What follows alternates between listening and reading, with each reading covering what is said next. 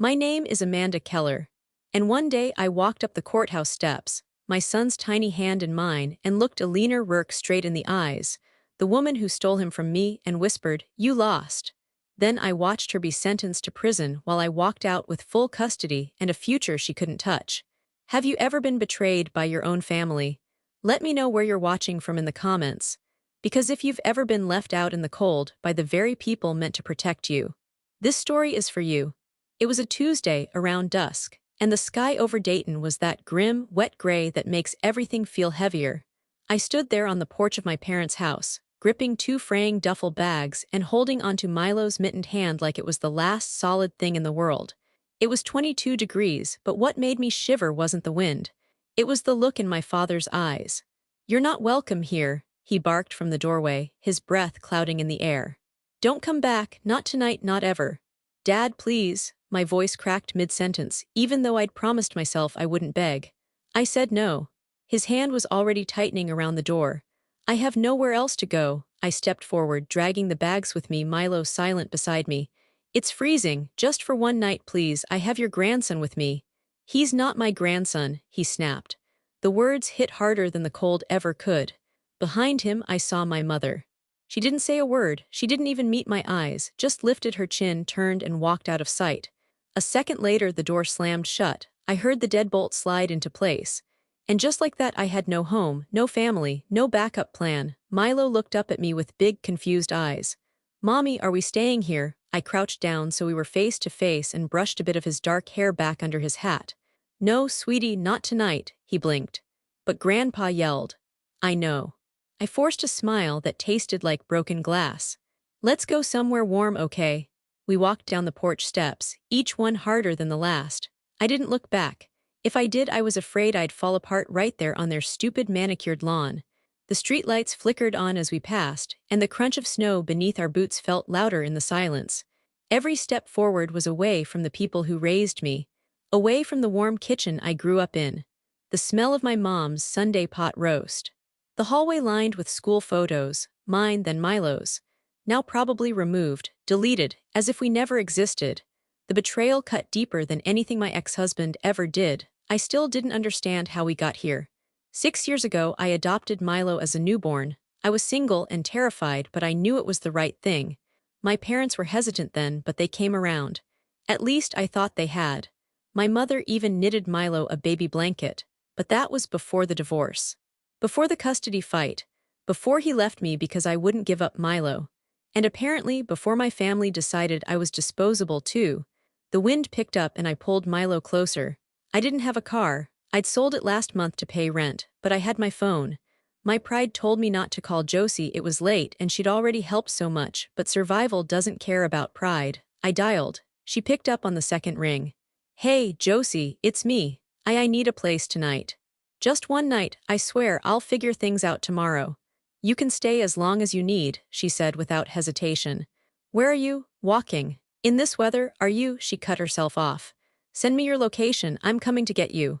I hung up and knelt beside Milo. "Hey buddy, remember Auntie Josie?" He nodded sleepily. "She's coming to pick us up, okay? We'll be warm soon." He leaned against me and yawned, his breath warm on my cheek. "I'm not cold, Mommy, I'm brave." Tears threatened, but I blinked them away. "Yeah, you are, braver than anyone I know." We sat together on the bus bench under the streetlight, snowflakes caught in Milo's lashes. I held him tighter, feeling his heartbeat against mine. I wanted to scream, to kick down that door and ask them how they could throw out their own daughter, their grandson. Over what? A grudge, a misunderstanding, pride. Instead, I sat there in the cold, waiting for headlights, clutching my son and the only 2 bags I had left in this world. It was the longest 20 minutes of my life. When Josie's car finally pulled up, I didn't cry. Not then. Not even when she opened the door and wrapped us both in her coat. I just nodded, lifted the bags, and climbed into the car. But I did make a promise to myself, and to Milo, right there in the back seat. They might have slammed a door in our faces, but this wasn't the end of our story. This was the beginning. And one day, they'd regret turning us away. Josie's apartment sat on the top floor of a cracked brick building above a shuttered florist's shop in Cincinnati's West End. It was nothing fancy, peeling paint, a stubborn radiator, windows that rattled when the wind blew, but to us it was sanctuary. The second we stepped inside that night, warmth hit my face like a blessing. Josie's place smelled like cinnamon oatmeal and old books. I'll never forget that first moment, dropping our bags, Milo sleepily kicking off his boots and Josie handing me a faded towel to dry our hair. "The couch pulls out," she said, tugging at the cushions until the frame creaked into place. "It's lumpy, but it's yours. I already put some sheets down." "Josie, you don't have to." "Stop," she cut in gently. "You do the same for me. And Milo's practically my godchild." She ruffled his hair and winked. He offered a shy smile and wrapped his arms around her waist. That night, after I tucked him in with his stuffed elephant and kissed his forehead, I sat on the edge of the tub with my head in my hands.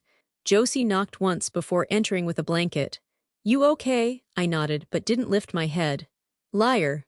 I let out a bitter laugh. "I don't even know where to start. One minute I had a house, a husband, a job. And now I'm sleeping in someone else's apartment, praying I can keep my kid fed." She handed me the blanket, then leaned against the bathroom wall. "I know it feels like the bottom. But it's not. It's a turn. And turns can lead anywhere." The next few days passed in a fog of logistics and exhaustion. Josie called in a favor with her boss at a 24-hour cleaning service, and I was on the night shift 2 days later, mopping office hallways, scrubbing break rooms, emptying trash under the buzz of flickering fluorescent lights. It paid just enough. Then came the diner job, part-time mornings, tips if I was lucky. The place smelled like burnt toast and fryer oil, but the manager didn't ask too many questions, and I was good with people. Milo would sleep on the couch after preschool drop-off, Josie checking in during her work-from-home shifts, and I'd catch whatever sleep I could in between. "You sure you'll be okay with him here while you're gone?" Josie asked one morning, watching me gulp lukewarm coffee before my back-to-back shifts. I nodded, lacing up my shoes. "He's a good sleeper. Besides, we don't have options." She bit her lip. "This isn't permanent, Mandy, just until you catch your breath." I know, but I didn't believe it yet. 2 weeks in, I found myself standing in line at the Haven Outreach Center with Milo's hand in mine and shame blooming like a bruise across my chest. The woman in front of me had 2 toddlers and a stroller packed with canned goods. I kept my eyes low, scarf pulled up, praying no one would recognize me. Because if someone from my old PTA saw me here, clutching a ticket for food stamps, applying for emergency childcare aid, they'd probably whisper about how Amanda Keller had fallen hard. How the divorce wrecked her, how she made poor choices. As if adopting Milo had been a poor choice, he tugged at my sleeve. "Mommy, can I have peanut butter?" "Sure, baby, if they have it." A woman behind the counter finally waved me forward. "Next." I stepped up, handed over my ID, and waited while she clicked through her screen. "You're pre-approved for SNAP emergency aid," she said, her voice flat from repetition. "You'll receive a temporary card in the mail within 3 to 5 business days." "Do you have housing?" "Sort of," I said. "I'm staying with a friend." She nodded once, eyes moving on. "There's a referral board by the exit. If you need winter coats, free school supplies, or shelter listings, take a photo." I walked out with Milo and a brown paper bag of donated groceries, powdered milk, boxed pasta, instant oats, and yes, a jar of peanut butter. Outside, the wind cut through my coat again, and I tightened my grip on Milo's hand. "Look what we got," I said, lifting the bag. "We'll make oatmeal cookies this weekend." He beamed. "With raisins?" I smiled back, "if we can find some." That night after my diner shift, I crawled into the pull-out bed next to Milo. His back rose and fell, soft and steady. I watched his little face in the dim glow from the hallway and whispered, "I don't care what we have to do. I will get us back on our feet, I swear." He didn't stir, but somehow I felt like he heard me.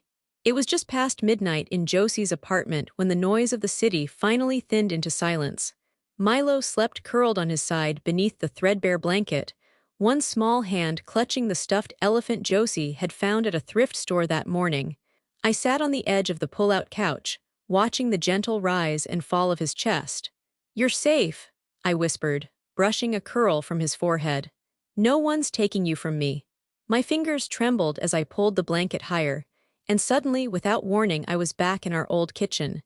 "You're not listening to me, Amanda." My ex-husband's voice rang sharp in the memory, tight with irritation. The overhead light buzzed above us. The sink was full of unwashed dishes. Milo was asleep in the next room. "I am listening," I said quietly. "I'm just not agreeing with you." He leaned back against the counter, arms crossed, jaw clenched. You're choosing him over our marriage. I said, you're making me choose. The mug in his hand rattled as his grip tightened. I didn't sign up to raise someone else's kid. He's my son, I said. He's not mine. He doesn't need to be yours to be treated like a human being, he scoffed. You brought him in without asking me. You agreed to the adoption. I thought you'd come to your senses after a year, he snapped. After the novelty wore off. I felt my stomach twist. You think my child is a novelty? This is my life too. He shouted, and I don't want to waste it playing dad to a kid that isn't even mine. My hands shook as I rested them on the table. Then say what you really mean. He hesitated, just for a second. Then he said it, it's me or that kid. The room went dead quiet. I stared at him, waiting for the punchline that never came. You're serious. He stepped closer. If you choose him, I'm gone. I didn't raise my voice. I didn't cry. I just said, then go. His eyes widened. You'd throw away our marriage for him. I'd throw away anything to protect my son. The mug flew from his hand and shattered against the wall. Ceramic exploded across the floor, skidding under the cabinet. Unbelievable, he hissed. You'll regret this. He grabbed his jacket, yanked the door open, and stopped once, just once, like maybe he expected me to run after him. I didn't. The door slammed. The house went quiet, and I knew my life had just split clean in two. Back in Josie's apartment, I sucked in a shaky breath and pressed my palm against my chest like I could push the memory back where it belonged. I chose right, I whispered into the dark. I chose right. Josie padded in from her bedroom, hair messy, eyes soft. Nightmares again? Not exactly. She lowered herself onto the arm of the couch. You want to talk about him? I hesitated, then nodded. He told me it was him or Milo, I said quietly. Like he was making me pick between two objects on a shelf. Josie's jaw tightened. And he thought he'd win. I think he thought I'd cave. And I told him to leave. Josie smiled faintly. Good. I didn't feel brave, I admitted. I felt terrified. Brave people usually do. I glanced back at Milo. He called him a burden. Josie swore under her breath. Some men don't deserve the air they breathe. I let out a shaky laugh. You always know how to lift the mood. She nudged my shoulder. Anytime. After she went back to bed, I lay beside Milo and listened to the sounds of the building, the pipes ticking, a distant siren, the soft hum of the refrigerator. I had lost a husband. I had lost my parents. I had lost my home, but I hadn't lost him. And I never would. The diner was nearly empty, save for two weary truckers in the corner and the gentle hum of a dishwasher in the back. I had just finished my shift, still wearing my apron smeared with ketchup and stress. It was past 10, and Josie was working late, so Milo sat beside me in the tiny employee break room, legs swinging, his favorite coloring book balanced on his knees. I handed him a juice box from the mini fridge and collapsed onto the worn love seat beside him. "Wanna watch something while Mommy rests her eyes for 5 minutes?" I asked, reaching for the remote. He nodded with that sleepy enthusiasm only 6-year-olds can muster. The ancient TV mounted in the corner flickered to life. Low volume, blurry picture. The local news was mid-segment. Some kind of fundraising gala for tech and education charities. Velvet gowns, tuxedos, glittering lights and people who looked like they hadn't worried about the price of groceries in decades. And then he appeared. A man stepped up to the microphone, flanked by photographers and silent waitstaff. His voice, though staticky, was smooth, confident, polished. Vincent Rourke. Recognized the name immediately. Founder of Hallion Tech. Youngest self-made billionaire in Ohio. Married into old money. Regularly made the Fortune covers with captions like the man who's reshaping the digital world. He was all sharp angles and clean suits, but it wasn't the money or reputation that made me freeze. It was Milo's voice beside me. "Mommy," he whispered, pointing at the screen. "That man looks like me," I blinked. "What? That man," he repeated. "His nose, and eyes, and here." Milo pressed his index finger between his brows, mimicking a little crease. "I have that wrinkle when I squint." I studied the screen. Rourke was smiling now, answering a reporter's question. His eyes were a striking gray-blue, intense but kind. His cheekbones were sharp, his chin strong. "You've got his smile," I joked, trying to dismiss the weird twist in my stomach. "But he's not your dad." Milo laughed, not offended. "Okay, but he kinda looks like me, right?" I tousled his curls. "You've got movie star looks, that's all." but after he went back to his coloring, I kept glancing at the screen. Something about the way Vincent Rourke carried himself, the tilt of his head, the slightly crooked smile, it tugged at something buried deep in my memory. I hadn't seen Milo's birth parents. The adoption had been a private, domestic process. Anonymous, sealed by the agency. All I had was a basic medical history, a few lines of physical descriptors, and the memory of holding Milo for the first time at just 4 days old. A nurse had handed him to me, swaddled and wide-eyed, with that same curious tilt to his gaze, just like Vincent Rourke's. The broadcast ended, cutting to a commercial about flu season. Milo yawned, leaning against my arm. He had a nice voice. I nodded. Yeah, he did. I tried to shake it off. People see faces in clouds, right? Kids latch onto lookalikes all the time. Still, I pulled out my phone and searched Vincent Rourke's son. No results. Vincent Rourke family. Just mentions of a wife Alina, no children, strange. A man that powerful, wealthy, married for over a decade, no kids. I bookmarked the page and tucked the phone away. When we got home, Milo was asleep in my arms by the time I reached Josie's door. She took one look at me and asked, "Rough shift?" "No," I said slowly. "Just strange." She raised a brow. Strange how, but I couldn't explain it. Not yet. Not until I figured out why the man on that screen made something deep inside me feel off-kilter. Unsettled. Like I'd just heard the first chord in a song that would change everything. It started with a cough, just a little one. Nothing I hadn't heard before. But by the next morning, Milo was flushed and lethargic, curled up on Josie's couch with cheeks like embers and sweat soaking his hair. "Baby, does your head hurt?" I asked, kneeling beside him. He nodded weakly. "And my tummy?" I touched his forehead and pulled my hand back immediately. "Burning." Josie crossed the room, worry etched across her face. "Mandy, that's not just a bug, he needs a hospital." I hesitated. "We don't have insurance, just the charity clinic card." "Doesn't matter, take him." And I did.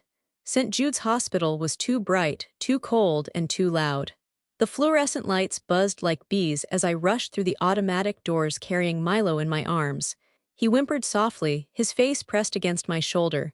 A nurse met me at the front desk. "Symptoms? Fever, stomach pain, he's barely responsive," I said, trying to keep the panic out of my voice. "Name? Milo Keller, he's 6. Insurance?" I fumbled through my bag and handed over the plastic card from Haven Outreach, praying it wouldn't cause issues. She scanned it, nodded, and gestured to a row of chairs. "Have a seat, we'll call you in shortly." It wasn't shortly. 20 minutes passed, then 30. I cradled Milo against my chest, whispering softly in his ear, trying not to cry.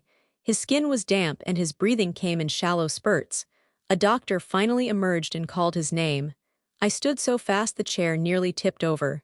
Inside the triage room, a nurse checked his vitals. Her brow creased. She left, then returned with a second nurse.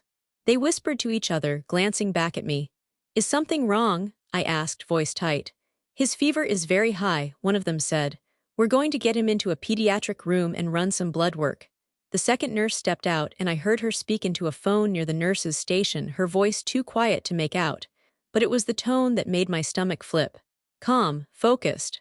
Like someone reporting something serious. I rubbed Milo's back and told myself it was just protocol. But then the first nurse returned, not with paperwork, but with a security officer and a clipboard. "Ms. Keller, we need to update your contact information." I gave everything at the front. "We'd just like to confirm your address, employment, and do you have any record of the adoption?" The word landed like a punch. "Adoption?" I echoed. "Why does that matter?" She smiled politely. "Just for the record, it's standard if anything looks inconsistent." "Inconsistent?" My heart thudded. "What do you mean?" She hesitated. "There's something in the system, some flagged entry. Nothing to be alarmed about, but one of our admin staff saw a resemblance to a previous patient profile and a doctor recognized." "Recognized who?" The nurse froze. "Let me get someone." She left quickly. I stared at the door for what felt like hours. Milo stirred in my lap, whimpering again, then I saw it. A man in a suit walked past the doorway, not a doctor, not security, polished. Intent. Talking on the phone with urgency. I didn't know it yet, but that call, the one I wasn't supposed to hear, had already left the hospital. Left the system. Left the control of anyone in scrubs. And gone straight to someone whose name I'd only recently whispered in a break room. Vincent Rourke. I had just finished filling out a second set of emergency contact forms when the nurse returned, Not with a doctor this time, but with two police officers. My breath caught. One of them, a woman with soft eyes and a gentle voice, knelt beside my chair and said, "Ma'am, can we speak to you in private? It's about your son." My arms instinctively tightened around Milo. "Is he okay?" "He's stable," she replied quickly. "But we need to take you both to a quieter room. There are some people who'd like to speak with you." "Nothing bad," she added, seeing my panic rise. "Just important." Second officer helped me carry Milo, who was half awake now, burning with fever but aware enough to cling to my hoodie. We moved down a quiet hallway, past locked doors and muted voices until they opened one near the end. A sterile, windowless consultation room. Too clean, too still, a single table, 4 chairs, a box of tissues. "Sit tight," the officer said. "Someone will be right in." I sank into the far chair and cradled Milo against my chest. He whimpered, his skin hot under my palm. A moment later, the door opened again. 2 people walked in, a man in a gray suit with a sleek leather briefcase and someone I had only ever seen on TV. Vincent Rourke. It didn't register right away. My mind couldn't compute how this man, so curated, so powerful-looking, could suddenly be here in this room, standing just a few feet from my sick child. He looked at me once, then at Milo. And then he stopped moving. The lawyer broke the silence. "Ms. Keller, this is Mr. Vincent Rourke. He has reason to believe there may be a significant connection between your son and a case from his past." I didn't speak. I just held Milo closer, waiting for the catch. Vincent slowly stepped forward, eyes locked on my son. His voice was low, cautious. "6 years ago, my infant son was kidnapped, taken from a private hospital during a security system failure." I blinked. "What?" "We searched for months. The FBI was involved. News coverage, private investigators, international watch lists. Nothing, it was like he vanished." I couldn't make sense of what I was hearing. "I'm sorry," I said slowly, "but I adopted Milo legally, through a licensed agency." His eyes never left Milo's face. "And I'm not accusing you of anything. But your son, he matches every physical marker.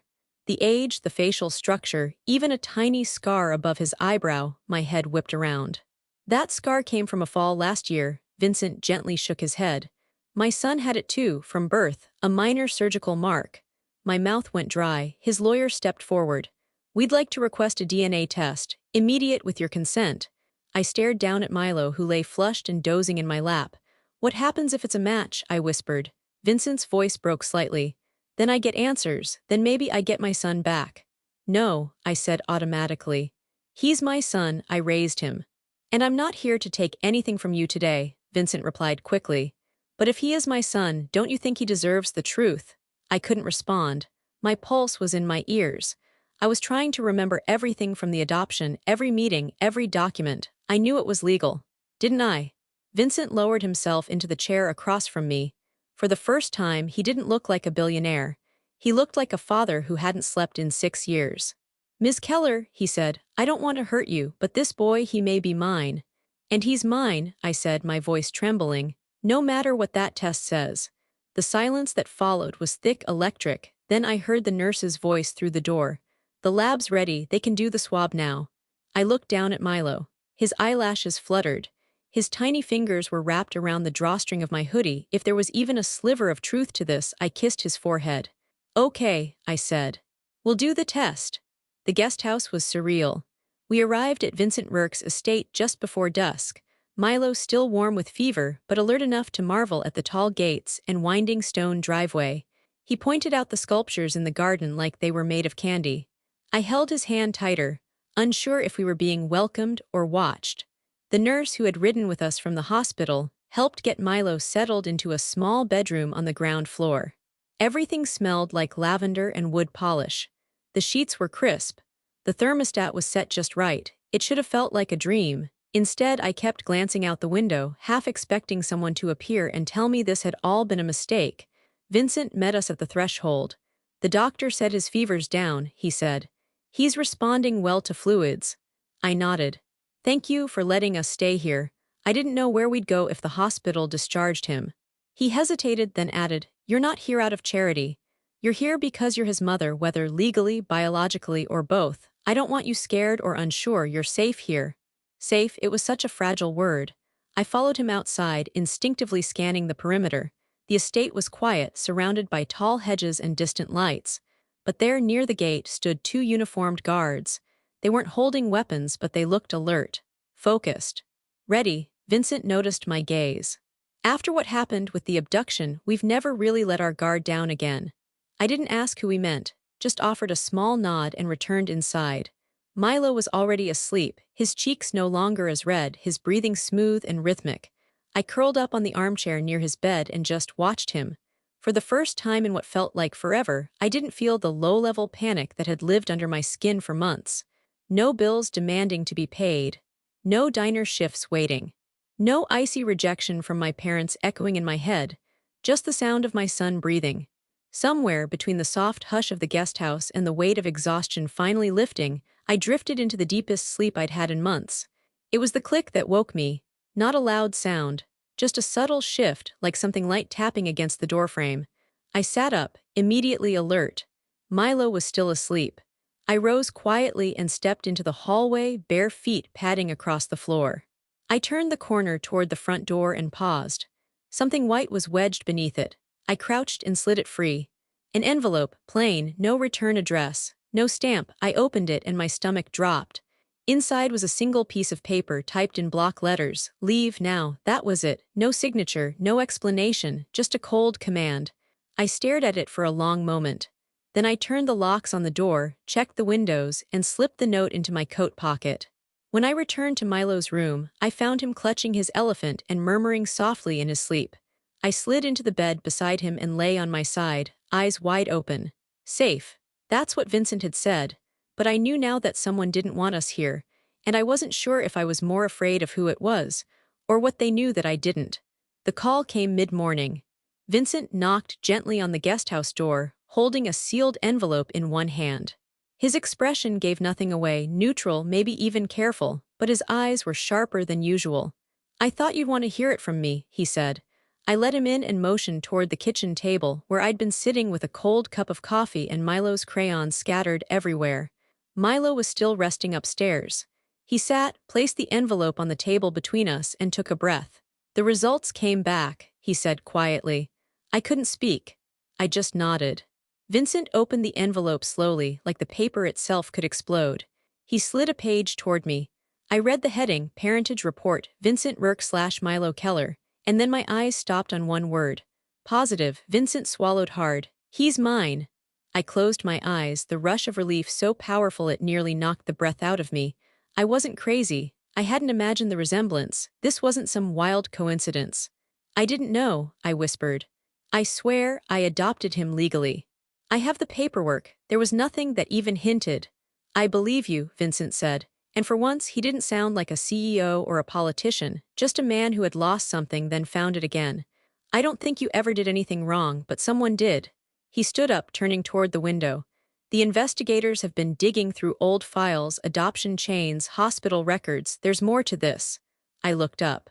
More. Just then, a knock sounded again. This time it was a man I hadn't seen before. Late 40s, wore a badge clipped to his belt and a worn leather satchel across his chest. He introduced himself as Detective Ames, a private investigator hired by Vincent's team shortly after Milo's resemblance came to light. Can I speak with you privately, Ms. Keller? He asked, glancing at Vincent. Vincent nodded and stepped out. Detective Ames lowered his voice. We traced the source of the anonymous note you received. I stiffened. Already. We checked for prints gloved. No DNA, but we reviewed the estate's internal logs, entry points, foot traffic, security camera blind spots. And, I asked, heart starting to pound. The note came from inside the house, he said. Someone with access. Staff, I guessed. He hesitated. We believe the person behind the threats might be Alina Rourke. I stared at him. His wife. She had opportunity and motive. According to records, Alina was with Vincent at the time of the original abduction.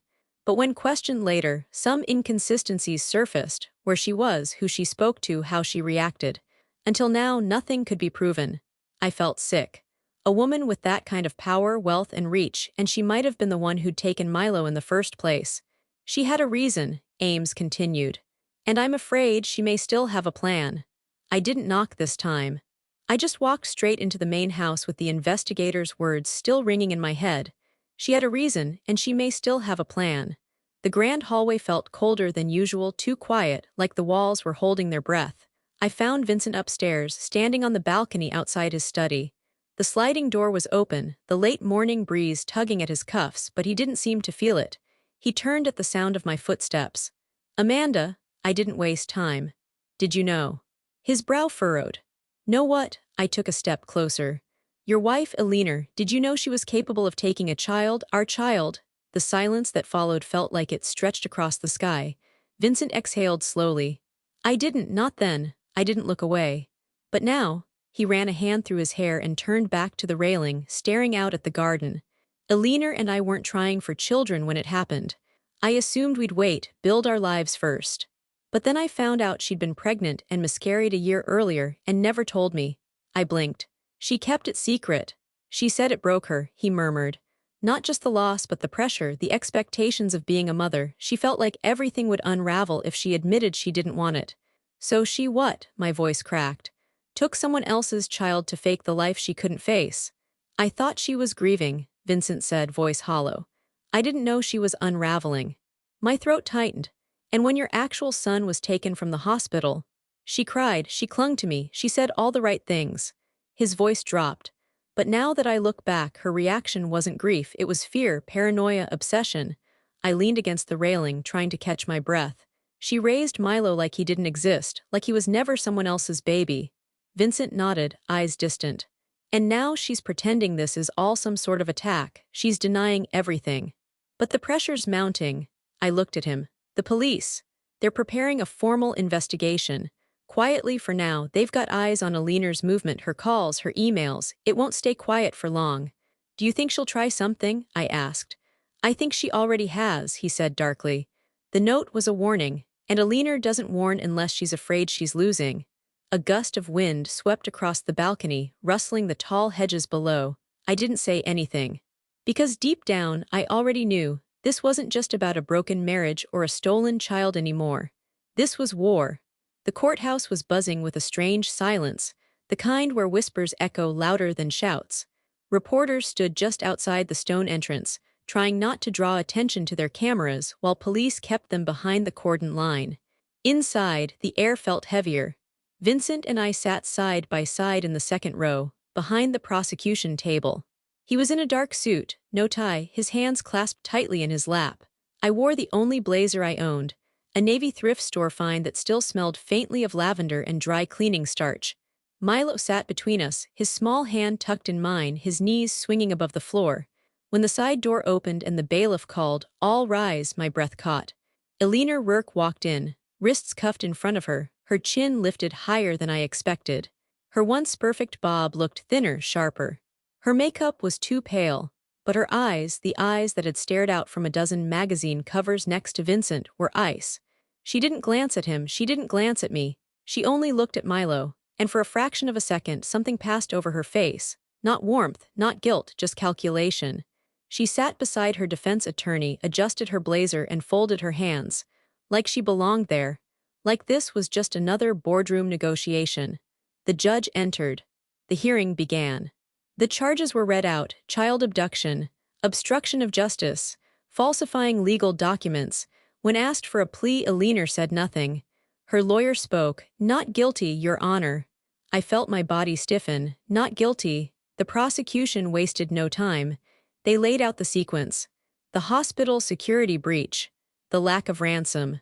The sudden, silent disappearance of an infant, and a mysterious adoption just weeks later, facilitated by a contact Eleanor had once hired for unrelated philanthropic work. They brought up records, emails, an assistant's sworn statement, a charity nurse who'd suddenly relocated after the incident. It all pointed to one woman. And she knew it. I watched her closely. She didn't flinch. Not even when the prosecutor read out a transcript of a phone call. Eleanor's voice, panicked, whispering, "He's better off with someone like me, someone who knows how to manage a life like his." Then came the moment I didn't expect. The judge leaned forward and asked directly, "Mrs. Rourke, would you like to respond to these accusations before this hearing continues to full trial?" Her lawyer tried to object, but Eleanor raised her hand. She stood, turned toward the judge. And in the hush of the courtroom, she said clearly, I couldn't be a mother. A collective breath sucked in behind me. I didn't want a child to ruin everything, she continued. The image, the business, the control, I knew what motherhood would do to me and I didn't want it, but I couldn't say that out loud. Vincent sat like a statue beside me. She finally turned her gaze to me. I thought I could give him the life he deserved. And maybe no one would get hurt. My grip on Milo's hand tightened. He leaned against my shoulder, confused but silent, clinging to the warmth he knew best. The courtroom rippled with quiet gasps and shifting chairs. I closed my eyes, the weight of her words crushing me, not because I was shocked, but because she'd said it so calmly, as if that explained everything, as if that erased what she'd taken. The judge called for a brief recess. The bailiff stepped forward to escort Alina out. She walked with her head high until she passed Milo. That's when her stride faltered. Just for a second, she looked at him one last time, and I saw something flicker across her face. Not remorse, fear, because this time she wasn't the one holding the power. The sentencing came 2 weeks later. Those 14 days crawled by like years. Vincent's estate had turned into a fortress of silence, lawyers coming and going, Milo asking questions I didn't know how to answer, and Alina held without bail, her empire of perception crumbling in slow motion. The public knew now. The press had caught wind after her courtroom confession. Tech billionaire's wife admits to stolen child scandal ran across every major headline. Talk shows debated her psychology. Podcasts speculated on Vincent's next move. I stayed quiet, no interviews, no statements. I wasn't interested in being a headline. All I wanted was for the court to make it official, what my heart had always known. That Milo was mine. The courtroom was quieter this time. Smaller crowd. No grand speeches, no media allowed inside. Just the judge, the attorneys, Vincent, me, and Alina. She wore the same pale blazer as before. Her wrists were cuffed again, and her expression was oddly serene, like she had finally stepped into the consequences she'd orchestrated herself. The judge's voice was firm and final. Alina Rourke, you are hereby sentenced to 10 years in a state correctional facility for felony child abduction, obstruction of justice, and willful misrepresentation in the concealment of a minor. You will serve no less than 6 years before eligibility for parole. The gavel struck. Alina didn't flinch. Vincent did. I saw it, a slight twitch of his hand like the gavel had cracked something inside him. She was his wife, yes, but the woman she truly was. He'd only just begun to reckon with that. The next proceedings moved faster. The adoption paperwork I had filed years ago, unwittingly built on forged documents, was nullified but immediately re-established under emergency judicial order. The judge looked me directly in the eyes as he spoke. Ms. Keller, based on your continued guardianship, ethical standing, and the child's best interests, full legal custody of Milo Rourke is awarded to you, with biological paternity recognized under Mr. Vincent Rourke. I could barely breathe. Milo gripped my hand under the table, swinging his feet like it was just another long day in grown-up land. I whispered to him, "It's done, sweetheart, you're okay now." When we stepped out of the courthouse, a crowd had already gathered behind the barriers. Microphones, cameras, voices shouting for statements. A reporter lunged forward with a notepad. "Amanda, how does it feel to win custody of a billionaire's son?" I looked straight ahead, chin high. "He's my son," I said calmly. "And now the world knows." Flashes went off like fireworks. Vincent stepped beside me, shielding us both from the surge. He leaned in slightly, speaking low enough that only I could hear. "Amanda, I owe you more than I can ever repay. You raised him, you kept him safe when no one else did." I didn't respond right away. I just looked at Milo, at the way he waved to a camera like it was all a game, at the life that had nearly been torn away, stitched back together by love, not blood. "I didn't do it for repayment," I said. "I did it because no one else would." He nodded, quiet. "But I do want to try," he added. "To make this right, for him, for you." That caught me off guard. Not because it was unexpected, but because, for once, it didn't sound like an offer. It sounded like a promise. The new office smelled like fresh paint and possibility. It wasn't a skyscraper or some sterile corporate complex. It was an old brick school building in downtown Cincinnati that Vincent's foundation had restored, an education center now filled with color, light, and purpose. A place for kids who had been forgotten by systems that were supposed to protect them. And somehow I was the one holding the keys. My name was printed on the office door in modest lettering, Amanda Keller, Program Director, Haven Futures Initiative. Some mornings I still had to touch the glass just to remind myself it was real. The offer had come weeks after the trial. Quietly, respectfully. Vincent didn't pressure me, he simply showed me the project he was building and said, "You'd be perfect for this." I laughed when he said it. "Perfect? I've barely survived the last year." He shrugged. "Exactly, who better to help vulnerable children and exhausted parents than someone who's lived it?" He wasn't wrong, so I said yes. Not because of the paycheck, though I finally didn't have to count every dollar, not because of guilt or obligation, but because I saw a chance to turn all the pain, all the survival into something that gave back. That protected another child like Milo, another mother like me. Most nights, I stayed late at the office. Milo was enrolled in a local school just 5 blocks away.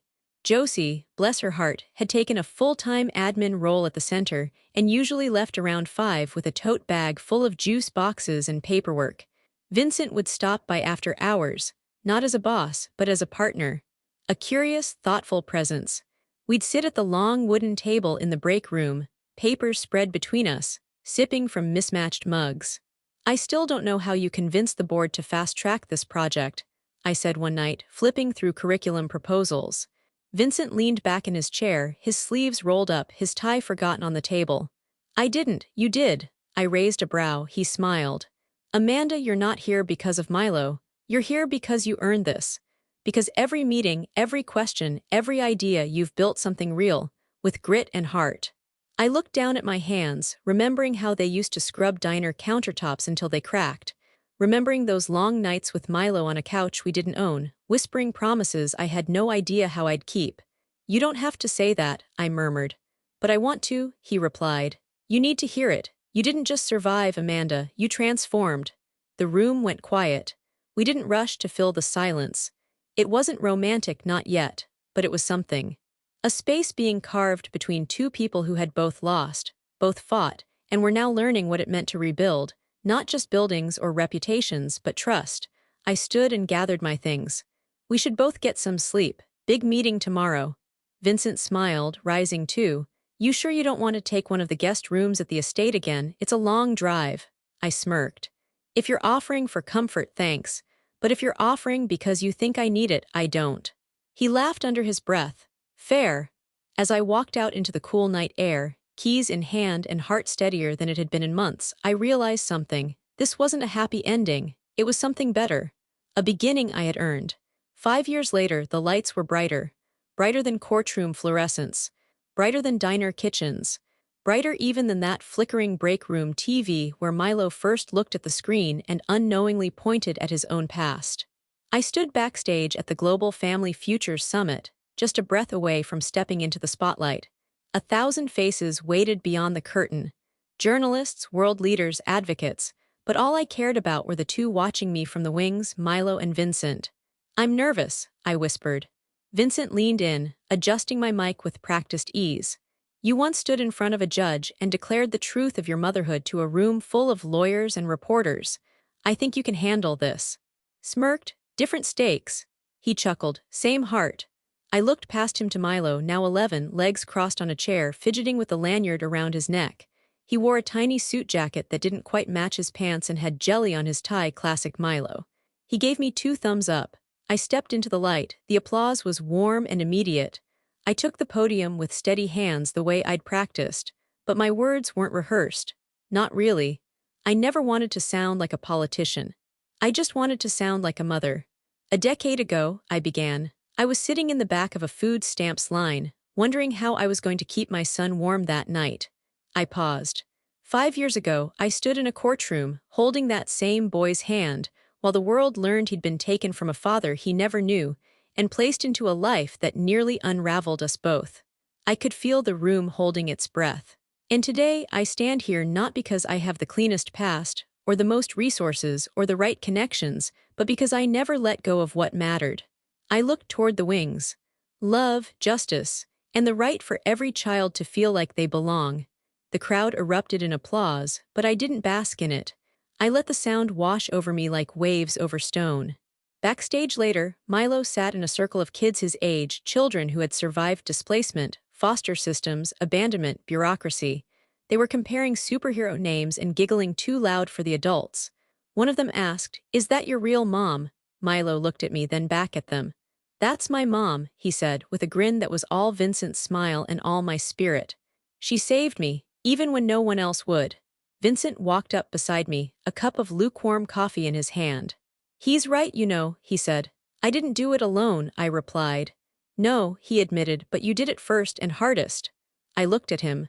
The man who'd once been a stranger on a television screen, a name on a charity banner. Now he stood beside me not as the billionaire, not as the father of my child, but as something steadier, softer, ourselves, slowly built back from the ashes. "What happens now?" I asked. He smiled. "You give your next speech in Geneva. I make sure Milo doesn't climb anything breakable. And after that," I laughed, "after that we just keep going. Because justice, I'd learned, isn't always about verdicts. Sometimes it's a child's voice in a quiet room. Sometimes it's the sound of your own name, spoken with pride instead of shame. Sometimes it's the quiet knowing that you fought for something and won. Not everything, but enough."